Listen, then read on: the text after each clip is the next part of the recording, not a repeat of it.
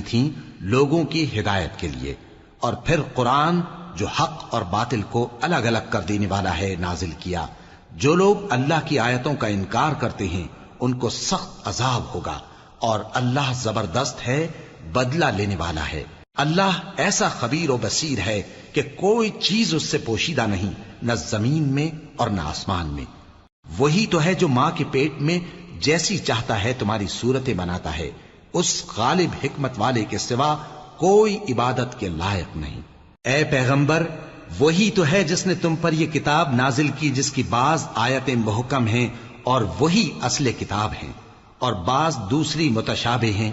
تو جن لوگوں کے دلوں میں کجی ہے وہ متشابہات کا اتباع کرتے ہیں تاکہ فتنہ برپا کریں اور مراد اصلی کا پتہ لگائیں، حالانکہ مراد اصلی اللہ کے سوا کوئی نہیں جانتا۔ اور جو لوگ علم میں گہری نظر رکھتے ہیں